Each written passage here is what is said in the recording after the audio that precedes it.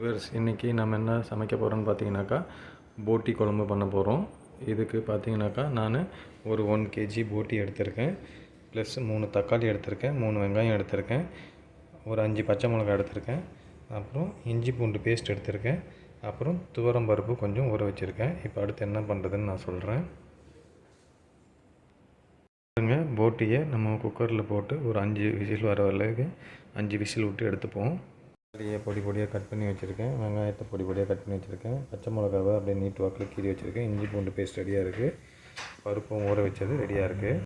போட்டி 5 விசில் வச்சு எடுத்தாச்சு. இப்போ அது கூடயே பருப்பு ஆட் பண்ணி மஞ்சத்தூள் ஆட் பண்ணி இன்னொரு 4 விசில் வச்சு எடுத்துக்கிறேன். தவாவில் எண்ணெய் ஊற்றிருக்கோம், எண்ணெய் காஞ்சிடுச்சு. இப்போ கடுகும் உடைச்ச உளுந்தும் ஆட் பண்ணிக்கிறேன். நான் ஆட் பண்ணி வதக்கிக்கிறேன். உளுந்தும் வதங்கிடுச்சு. இப்போ நான் ஆனியனை ஆட் பண்ணிக்கிறேன். வதங்கிடுச்சு. இப்போ நான் பச்சை மிளகாய் ஆட் பண்ணிக்கிறேன்.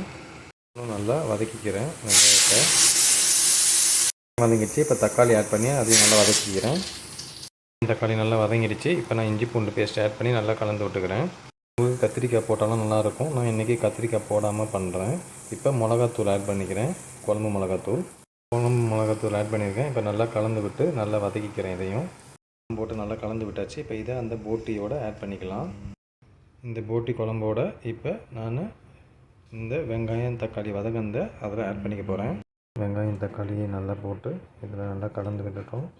இப்போ ஒரு 3 இல்லை 4 விசில் வச்சு இறக்கிறேன்.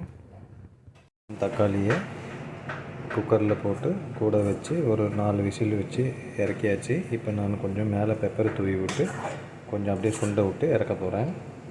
நல்லா மேலே பெப்பரை தூவி விட்டுருக்கோம். இப்போ நல்லா அப்படியே கொஞ்சம் சுண்டை விட்டு அப்புறம் இறக்க வேண்டியது தான்.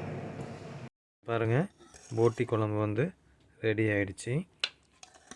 நல்லா போட்டி வெந்திருக்கு, நல்லா சூப்பராக இருக்குது. இதே மாதிரி நீங்களும் போட்டி குழம்பு பண்ணி பார்த்துட்டு எப்படி இருந்துச்சு அப்படின்னு கமெண்ட் பண்ணுங்கள். இந்த வீடியோ உங்களுக்கு பிடிச்சிருந்தால் லைக் பண்ணுங்கள், ஷேர் பண்ணுங்கள், என்னோடய சேனலை சப்ஸ்கிரைப் பண்ணுங்கள். தேங்க்யூ ஃபார் வாட்சிங்.